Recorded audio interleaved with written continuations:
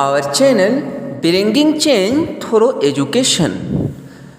Dear student, Assalamu alaikum wa rahmatullahi wa barakatuh.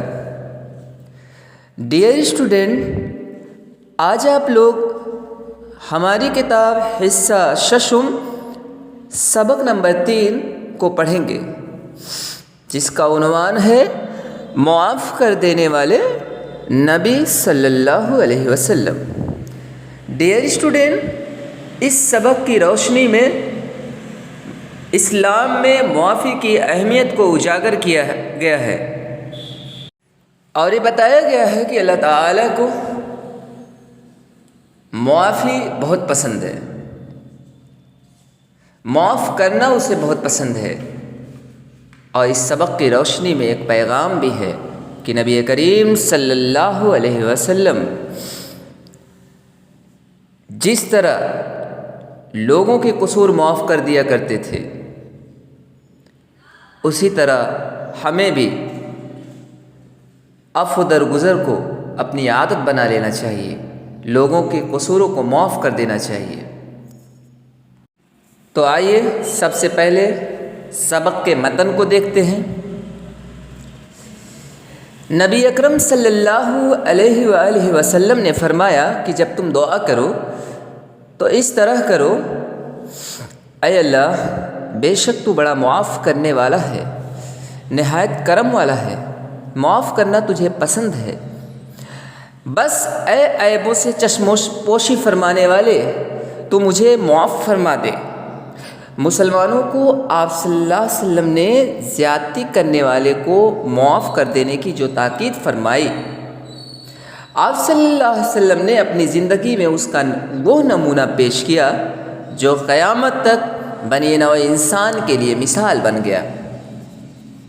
اس paragraph میں ہمیں بتایا گیا ہے، سب سے پہلے ورڈ میننگ کچھ ہے، اس کو دیکھ لیجیے۔ عیب کہتے ہیں برائی، خرابی، چشم پوشی، دیکھ کر ٹال جانا، درگزر کرنا، اور بنی نوع انسانی برادری،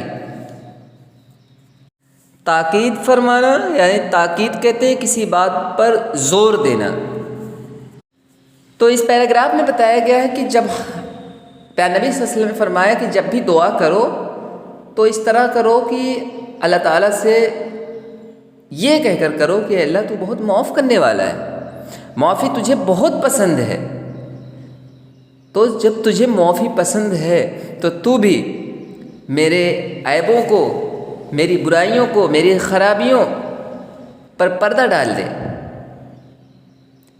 اور مجھے معاف فرما دے۔ اور معافی پر آپ صلی اللہ علیہ وسلم نے جو زور دیا ہے، جو بار بار تاکید فرمائی ہے، اس کی مثال آپ صلی اللہ علیہ وسلم نے اس کا وہ نمونہ پیش کیا اپنی عملی زندگی میں، خود معاف کر کے، لوگوں کے ساتھ عفو درگزر کا معاملہ کر کے آپ صلی اللہ علیہ وسلم نے وہ نمونہ پیش کیا جو قیامت تک انسانی برادری کے لیے ایک مثال بن گیا ہے۔ آگے دیکھتے ہیں، نبی کریم صلی اللہ علیہ وآلہ وسلم کی پوری زندگی لوگوں پر رحمت و شفقت اور قصورواروں کو معاف فرماتے گزری۔ پھر یہ سلوک صرف مسلمانوں ہی تک محدود نہ تھا، بلکہ غیر مسلموں کے ساتھ بھی آپ صلی اللہ علیہ وسلم عفو درگزر ہی کا معاملہ فرماتے تھے، یہاں تک کہ ایسے موقعوں پر بھی کہ جب آپ صلی اللہ علیہ وسلم لوگوں سے ان کی زیادتیوں کا پورا بدلہ لے سکتے تھے، آپ صلی اللہ علیہ وسلم انہیں معاف فرما دیا کرتے تھے۔ شفقت کہتے ہیں مہربانی کو، رحم کو، قصور کہتے ہیں خطا، بھول چوک، کمی، اور عفو کہتے ہیں معافی، بخشش، سلوک کہتے ہیں برتاؤ۔ اس پیراگراف میں بتایا گیا ہے کہ نبی کریم صلی اللہ علیہ وسلم کی پوری زندگی کس طرح گزری، اس کے بارے میں بتایا گیا ہے کہ نبی کریم صلی اللہ علیہ وسلم کی پوری زندگی لوگوں پر رحمت و شفقت اور قصورواروں کو معاف فرماتے گزری۔ اور آپ صلی اللہ علیہ وسلم ایسا صرف مسلمانوں کے ساتھ ہی نہیں کرتے تھے، ایسا نہیں تھا کہ صرف مسلمانوں کو معاف کر دیتے تھے، غیر مسلموں کو نہیں، بلکہ آپ غیر مسلموں کے ساتھ بھی عفو درگزر ہی کا معاملہ فرماتے تھے۔ عفو درگزر کرنا یعنی معاف کرنا ہے نا، تو عفو درگزر ہی کا معاملہ غیر مسلموں کے ساتھ بھی آپ صلی اللہ علیہ وسلم فرماتے تھے کہ اور کبھی کبھی تو ایسا بھی ہوتا تھا کہ آپ صلی اللہ علیہ وسلم پورا بدلہ لے سکتے تھے، جو آپ کے ساتھ زیادتی کیے ہوتے تھے آپ صلی اللہ علیہ وسلم چاہتے تو ان سے پورا بدلہ لیتے تھے، جنہوں نے آپ کو ستایا، آپ پر ظلم ڈھایا، آپ کے ساتھیوں کو مارا پیٹا، آپ صلی اللہ علیہ وسلم کو یہ پاور تھا، اتھارٹی تھی، ملی تھی، کبھی کبھی ایسا تھا کہ آپ چاہتے تو پورا بدلہ لے سکتے تھے، لیکن آپ صلی اللہ علیہ وسلم نے انہیں معاف کر دیا۔ اس کا مطلب یہاں نبی کریم صلی اللہ علیہ وسلم کے اخلاق کے بارے میں بتایا گیا کہ نبی کریم صلی اللہ علیہ وسلم کے اخلاق بہت اعلیٰ تھے، عفو درگزر کرنا آپ صلی اللہ علیہ وسلم کی عادت تھی، اور آپ صلی اللہ علیہ وسلم سب کے ساتھ خندہ پیشانی سے پیش آتے تھے، یعنی آپ صلی اللہ علیہ وسلم سب کے ساتھ نرمی سے پیش آتے تھے۔ آگے دیکھیں، نبی پاک صلی اللہ علیہ وآلہ وسلم نے جب مشرکین مکہ کو بت پرستی چھوڑنے اور صرف ایک اللہ کی عبادت کی طرف بلایا تو انہیں یہ بات سخت ناگوار گزری، آپ صلی اللہ علیہ وسلم کی جان کے دشمن ہو گئے اور آپ صلی اللہ علیہ وسلم کو طرح طرح کی تکلیفیں پہنچانے لگے۔ ایک بڑھیا کا معمول تھا کہ رسول اکرم صلی اللہ علیہ وآلہ وسلم جب اس کے گھر کے قریب سے گزرتے تو آپ صلی اللہ علیہ وسلم پر کوڑا کرکٹ پھینکنے کی گستاخی کرتے۔ آپ صلی اللہ علیہ وسلم نے اسے کبھی برا بھلا نہ کہا اور نہ کبھی بد دعا دی۔ ایک دن اس نے آپ صلی اللہ علیہ وسلم پر کوڑا کرکٹ نہ پھینکا تو آپ صلی اللہ علیہ وسلم نے اس بڑھیا کے بارے میں لوگوں سے دریافت کیا، پتہ چلا کہ وہ بیمار ہے۔ یہ سن کر آپ صلی اللہ علیہ وسلم اس کے گھر گئے اور اس کی عیادت کی، اور جب تک وہ بیمار رہی اس کی دوا دارو کرتے رہے۔ بڑھیا پر آپ صلی اللہ علیہ وسلم کے اس حسن اخلاق کا اتنا اثر ہوا کہ وہ آپ صلی اللہ علیہ وسلم پر ایمان لے آئے۔ ڈیئر اسٹوڈنٹ، بت پرستی کہتے ہیں بتوں کی پوجا، ناگوار کہتے ہیں برا لگنا، خراب معلوم ہونا، معمول روز کا کام، گستاخی کہتے ہیں شرارت کو، اور عیادت کہتے ہیں مریض کی تیمارداری کرنا، مریض کو دیکھنا، مزاج پرسی کرنا، مریض کے مزاج کے بارے میں پوچھنا، یعنی مریض کے یہاں جانا، دیکھنا کہ مریض کیسا ہے، حسن اخلاق، اچھے اخلاق۔ تو ڈیئر اسٹوڈنٹ، اس پیراگراف میں بتایا گیا ہے کہ حضرت محمد مصطفیٰ صلی اللہ علیہ وسلم نے مشرکین مکہ کو ایک اللہ کی عبادت کی دعوت دی، تو ان کا رد عمل کیا تھا کہ انہیں یہ بات سخت ناگوار گزری، وہ آپ صلی اللہ علیہ وسلم کے جان کے دشمن ہو گئے اور آپ صلی اللہ علیہ وسلم کو طرح طرح کی تکلیفیں پہنچانے لگے، طرح طرح سے ستانے لگے۔ اور ایک بوڑھیا تو ایسی تھی کہ آپ صلی اللہ علیہ وسلم جب اس کے گھر کے قریب سے گزرتے، تو راستے میں اس کا گھر ہی تھا، جب اس کے گھر کے قریب سے گزرتے تو آپ صلی اللہ علیہ وسلم پر کوڑا کرکٹ پھینکتے، گھر کا جو بھی کچڑا ہوتا وہ آپ صلی اللہ علیہ وسلم پر روزانہ پھینکتی رہتی تھی، لیکن آپ نے کبھی اسے برا بھلا نہیں کہا، کبھی بد دعا نہیں دی۔ اور ایک دن تو ایسا ہوا کہ وہ آپ پر کوڑا کرکٹ نہیں پھینکی تھی، تو آپ صلی اللہ علیہ وسلم اس کے گھر گئے، اس کی عیادت کی، اس کے مزاج کو پوچھا، اس کی طبیعت کے بارے میں پتہ لگایا، تو پتہ چلا کہ وہ بیمار ہے۔ تو یہ لوگوں سے پہلے دریافت کرنا، معلوم کرنا، لوگوں سے آپ صلی اللہ علیہ وسلم نے پہلے اس کے بارے میں پوچھا، تو پھر اس کے گھر آپ گئے، اور جب دیکھا کہ وہ بیمار ہے تو آپ صلی اللہ علیہ وسلم خود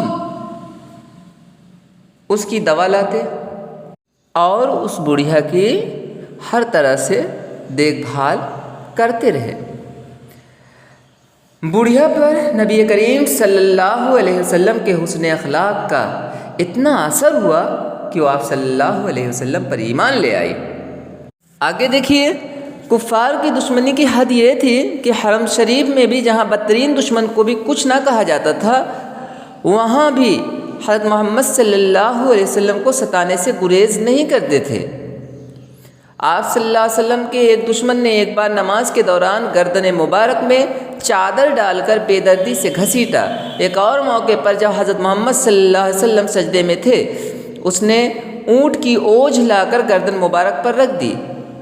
ان سب ذلیل حرکتوں کے باوجود نبی اکرم صلی اللہ علیہ وسلم نے انہیں بد دعا نہ دی اور نہ ان سے انتقام لیا۔ کفار کا کافر کی جمع ہے، کافر کی جمع کفار ہے نا، اور بدترین یعنی نہایت ہی برا۔ ایک ہوتا ہے بد، ایک ہوتا ہے بدتر، ایک ہوتا ہے بدترین۔ بد ہوتا ہے برا، برا مطلب کہ ایسے بہت سے ہیں مل سکتے ہیں، چانس ہے، اور بدتر کہتے ہیں بہت زیادہ برا، زیادہ برا، یعنی اس طرح کے برے لوگ تھوڑا کم ہی ملیں گے بد کی بنسبت۔ اور بدترین کہتے ہیں نہایت ہی برا، یعنی انسان جب برائی کے آخری درجے پر چلا جاتا ہے، اس کے بعد ایسے انسان کو بدترین سمجھا جاتا ہے۔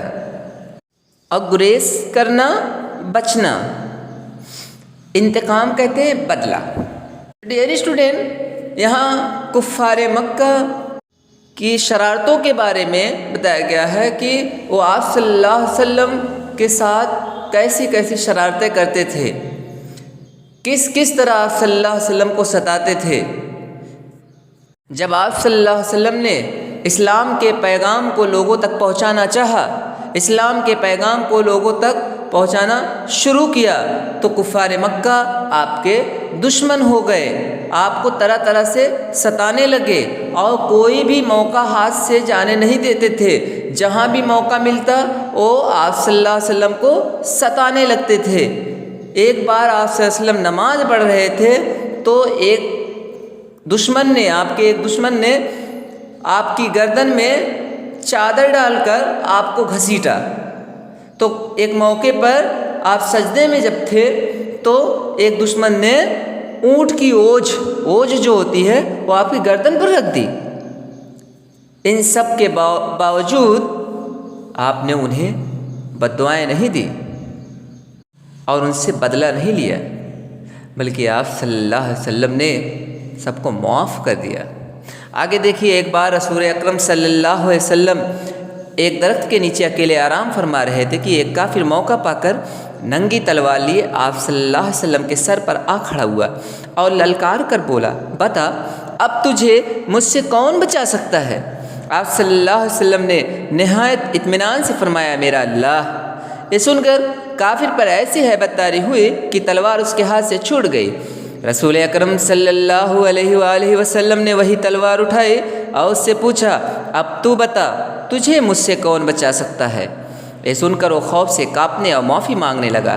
آپ صلی اللہ علیہ وسلم نے تبسم فرماتے ہوئے اسے معاف کر دیا۔ ڈیئر اسٹوڈنٹ، ننگی تلوار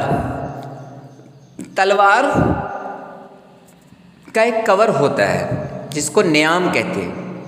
اس کور کے اندر سے جب تلوار کو باہر نکالا جاتا ہے تو ایسی تلوار کو ننگی تلوار کہا جاتا ہے۔ ہیبت کہتے ہیں خوف، طاری ہونا، چھا جانا، تبسم، مسکراہٹ۔ ڈیئر اسٹوڈنٹ، اس پیراگراف میں بتایا گیا ہے کہ آپ صلی اللہ علیہ وسلم ایک بار ایک درخت کے نیچے اکیلے آرام فرما رہے تھے، تو ایسے میں ایک کافر نے آپ کو دیکھ لیا اور اسے موقع مل گیا۔ اس نے نیام سے تلوار نکالی اور ننگی تلوار لیے آپ صلی اللہ علیہ وسلم کے سر پر کھڑا ہو گیا اور للکار کر بولا۔ للکار کر بولنا یعنی جھگڑے کے لیے آمادہ کرنا۔ تو اس کافر نے للکار کر بولا، اب بتا اب تجھے مجھ سے کون بچا سکتا ہے؟ اس پر آپ صلی اللہ علیہ وسلم نے بڑے اطمینان سے فرمایا، میرا اللہ بہت بڑا ہے، رحیم و کریم ہے۔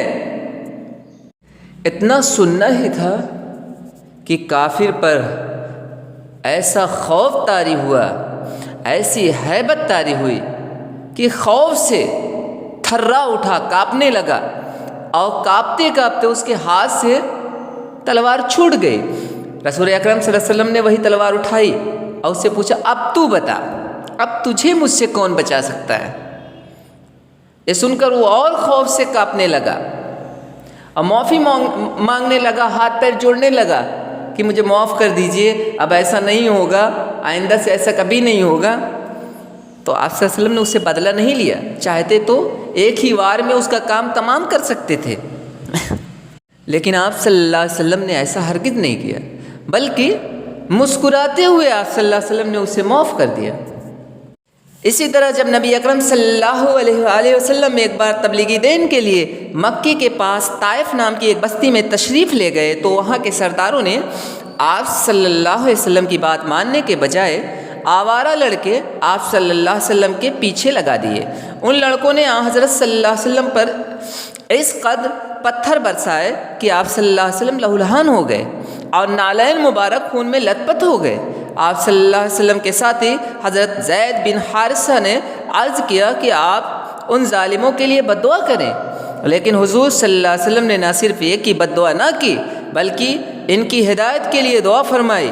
اتنے میں اللہ کی طرف سے ایک فرشتہ حاضر ہوا اور اس نے عرض کیا، آپ اجازت دیں تو اس بستی کے لوگوں کو پہاڑوں کے درمیان پیس دیا جائے۔ آپ نے فرمایا کہ نہیں، میں اللہ سے امید کرتا ہوں کہ اللہ ان کی نسل میں ایسے لوگ پیدا کرے گا جو صرف اللہ وحدہ لا شریک لہ کی عبادت کریں گے اور اس کے ساتھ کسی کو شریک نہیں کریں گے۔ ڈیئر اسٹوڈنٹ، اس پیراگراف میں بتایا گیا ہے کہ جب مکہ والوں نے آپ کا جینا دوبھر کر دیا، طرح طرح سے آپ کو ستاتے رہتے تھے، آپ کی باتوں کا انکار کرتے تھے، آپ کی تبلیغ کا ان پر کوئی اثر نہ تھا، تو آپ نے دین کی تبلیغ کے لیے مکہ چھوڑ کر مکے کے پاس طائف نام کی جو بستی تھی وہاں روانہ ہو گئے۔ سوچے کہ ہو سکتا ہے وہیں کے لوگ اگر دو چار کچھ ہی اسلام قبول کر لیے تو یہ مشن آگے بڑھے گا۔ وہاں آپ گئے تو وہاں کے سردار، آپ تو ایک اچھی امید لے کر گئے تھے، لیکن وہاں کے سرداروں نے آپ کی بات نہیں مانی۔ اتنا ہی نہیں بلکہ آوارہ لڑکے آپ کے پیچھے لگا دیے۔ آوارہ کہتے ہیں مارے مارے پھرنا، جن کا کوئی کام کاج نہ ہو، صرف ادھر ادھر دوڑتے رہتے ہیں گلی گلی۔ ان لڑکوں نے آپ صلی اللہ علیہ وسلم پر اس قدر پتھر برسائے کہ آپ صلی اللہ علیہ وسلم لہولہان ہو گئے۔ لہولہان کہتے ہیں خون میں لت پت ہو جانا۔ اتنا مارا، اتنا پتھر برسائے کہ آپ خون میں لت پت ہو گئے اور نالین مبارک پوری طرح خون میں بھر گئے۔ نالین کہتے ہیں جوتیاں، جوتی کا جوڑا، دو جوتیاں ہوتی ہیں نا، تو وہ پورا خون سے بھر گئے۔ ان سب کے باوجود بھی آپ نے بد دعا نہیں کی۔ آپ کے ساتھ آپ کے منہ بولے بیٹے زید بن حارثہ بھی تھے، انہوں نے کہا بھی آپ صلی اللہ علیہ وسلم سے کہ یہ آپ کو اتنا ستا رہے ہیں، آپ ان کے لیے بد دعا کیوں نہیں کر دیتے، یہ ظالم ہیں۔ ان سب کے باوجود آپ صلی اللہ علیہ وسلم نے بد دعا نہ کی بلکہ ان کی ہدایت کے لیے آپ صلی اللہ علیہ وسلم نے دعا فرمائی۔ اور ابھی دعا فرما ہی رہے تھے کہ ایک فرشتہ بھی حاضر ہوا آپ صلی اللہ علیہ وسلم کے پاس اور اس نے عرض کیا کہ اگر آپ اجازت دیں تو اس بستی کے لوگوں کو پہاڑوں کے درمیان پیس دیا جائے، لیکن آپ نے ایسا نہیں کیا۔ ڈیئر اسٹوڈنٹ، ہم آپ ہوتے تو کہتے ارے پیس کے ایک دم چٹنی بنا دیا جائے، لیکن آپ نے ایسا نہیں کیا، سب کو معاف کر دیا اور آپ نے فرمایا کہ یہ نہ صحیح ان کے آنے والی نسل، ان کے بچے جو ہیں جو آگے پیدا ہوں گے وہ سب انشاءاللہ مجھے امید ہے ایمان لائیں گے اور ایک اللہ کی عبادت کریں گے۔ آگے دیکھیے حضرت محمد صلی اللہ علیہ وسلم کی عفو درگزر کی ایک اور مثال۔ جب مکہ فتح ہوا اور آپ صلی اللہ علیہ وسلم فاتح کی حیثیت سے مکے میں داخل ہوئے تو وہ لوگ جنہوں نے قیام مکہ کے دوران حضرت محمد صلی اللہ علیہ وسلم اور آپ صلی اللہ علیہ وسلم کے ساتھیوں کو شدید ترین اذیتیں دی تھیں اور حضرت محمد صلی اللہ علیہ وسلم کے قتل کے در پہ ہو گئے تھے، آج اپنے ظلم یاد کر کے لرز رہے تھے۔ حضرت محمد صلی اللہ علیہ وسلم چاہتے تو انہیں پوری سزا دے سکتے تھے، لیکن حضرت محمد صلی اللہ علیہ وسلم نے اس وقت بھی عفو درگزر سے کام لیتے ہوئے ان سب کو معاف کر دیا۔ حد یہ ہے کہ ہند نامی اس خاتون کو بھی معاف کر دیا جس نے غزوہ احد کے موقع پر حضرت محمد صلی اللہ علیہ وسلم کے سگے چچا سید الشہداء حضرت حمزہ رضی اللہ عنہ کی نعش کا سینہ چاک کر کے ان کا کلیجہ چبایا تھا۔ ڈیئر اسٹوڈنٹ، فاتح کہتے ہیں کامیابی پانے والا، کامیابی حاصل کرنے والا، اذیت سے اذیتیں بنا ہے، اذیت کی جمع اذیتیں یعنی تکلیف. جس طرح پہلے میں نے بتایا تھا کہ بدتر بدترین، یہاں بھی شدید شدید تر شدید ترین اذیتیں یعنی بہت زیادہ تکلیف ہیں. لرزنا کانپنا، سگا کہتے ہیں حقیقی ایک ماں باپ کا، اور ناش کہتے ہیں تابوت، لاش، میت. میری اسٹوڈنٹ اس پیراگراف میں بتایا گیا ہے کہ جو مکہ والے آپ کو ستاتے تھے، جنہوں نے آپ کو گھروں سے نکلنے پر مجبور کیا، وہی مکہ جب آپ صلی اللہ علیہ وسلم آپ کے ذریعہ وہ مکہ فتح ہوا، آپ صلی اللہ علیہ وسلم نے کامیابی حاصل کی، تو فاتح کی حیثیت سے، کامیاب انسان کی حیثیت سے مکے میں داخل ہوئے. اور وہ لوگ جنہوں نے قیام مکہ کے دوران، یعنی جب آپ مکہ میں تھے، قیام کہتے ہیں ٹھہرنا، جس وقت آپ کا ٹھہراؤ مکہ میں تھا، اس دوران جن لوگوں نے آپ صلی اللہ علیہ وسلم کو طرح طرح کی تکلیفیں دی تھیں، بہت زیادہ تکلیفیں دی تھیں، اور آپ کے قتل کے در پہ ہو گئے تھے، آپ کو جان سے مار ڈالنا چاہتے تھے، طرح طرح کی پلاننگیں اور سازشیں کرتے تھے کہ آپ کو جان سے ہی مار ڈالے. نہ رہے گا پاس نہ بجے گی بانسری، یعنی نہ رہیں گے محمد اور نہ وہ اسلام کا پرچار کریں گے. آج اپنے ظلم یاد کر کے لرز رہے تھے، کانپ رہے تھے.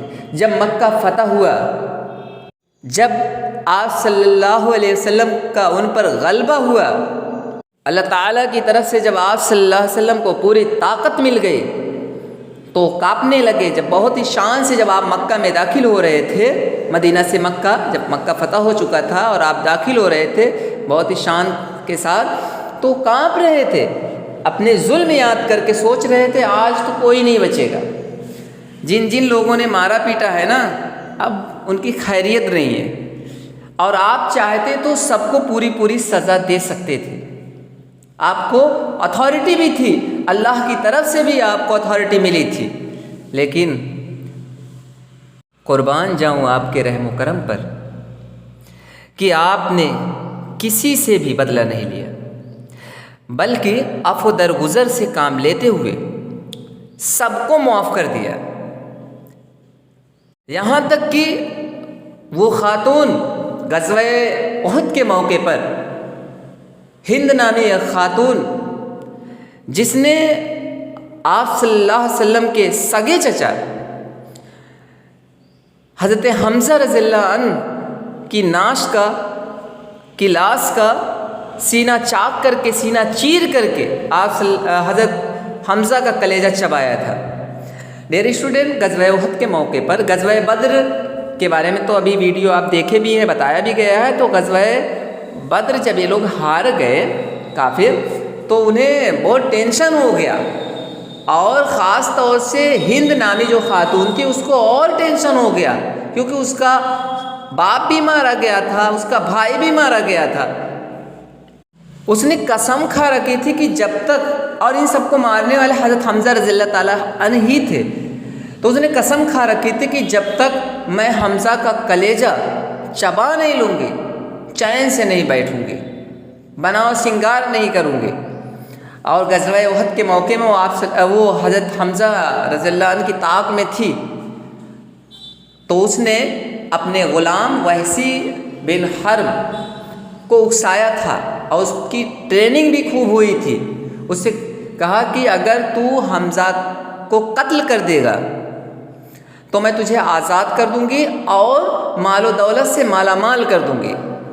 وحشی بن حرب ہند جو نامی جو خاتون تھی اس کا غلام تھا، تو ظاہر سی بات وہ غلام تھا تو وہ اپنی آزادی کی لالچ میں تھا، اور آزادی کسے پسند نہیں.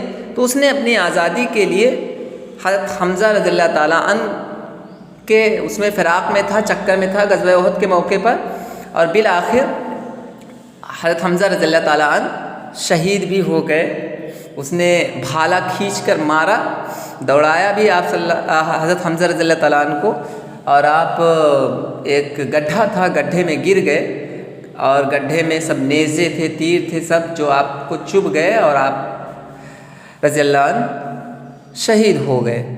بہرحال جب ہند کو پتہ چلا کہ حضرت حمزہ شہید ہو چکے ہیں، تو وہ حضرت حمزہ کے پاس آئی اور ان کا سینہ چاک کر دیا چیر دیا سینہ اور کلیجہ نکالا اور چبا گئی.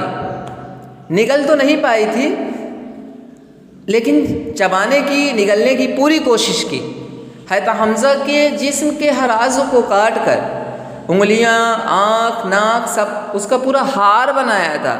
ہار بنا کر پہن کر مکے والوں کو دکھایا تھا، کافروں کو دکھایا، اس خاتون نے دکھایا تھا. اب آپ سوچئے لاش کی اس قدر توہین، اور وہ بھی آپ صلی اللہ علیہ وسلم کے سگے چچا حضرت حمزہ، کیا بیتی ہوگی آپ صلی اللہ علیہ وسلم کے اوپر. ہم اور آپ ہوتے تو قطعی طور پر معاف نہیں کرتے، لیکن آپ صلی اللہ علیہ وسلم نے اس خاتون کو بھی معاف کر دیا. کمال ہے، واقعی کمال ہے. قربان جاؤں آپ صلی اللہ علیہ وسلم کے عفو درگزر پر، آپ صلی اللہ علیہ وسلم کے رحم و کرم پر. ان سب کے باوجود ظلم کی انتہا ہو چکی ہے، لیکن آپ ایک طرف سے سب کو معاف فرما رہے ہیں. چلو کوئی بات نہیں، میرے ساتھ ظلم ہوا، جاؤ. اللہ تعالیٰ سب کے ساتھ خیر کا معاملہ کرے. سوچئے ہم اور آپ ہوتے تو معاف کرتے نہیں، لیکن آپ صلی اللہ علیہ وسلم معاف کر کے گویا کہ یہ پیغام دینا چاہتے تھے کہ میری امت، آنے والی امت مسلمہ بھی میرے اس عمل کے ذریعے سے عفو درگزر کو، معافی کو اپنی عادت میں شامل کرے، تاکہ لوگوں کے ساتھ زیادتی نہ ہو، لوگ بدلہ لینے کے در پہ نہ رہیں. معاف کر دیں گے تو معاف کرنے سے امت کا ایک الگ ہی مقام ہوگا. آپ دیکھیے کہ پیارے نبی صلی اللہ علیہ وسلم نے معافی سے کام لیتے ہوئے جو مقام حاصل کیا، جو مرتبہ حاصل کیا، اس کی کوئی مثال ہے کہیں؟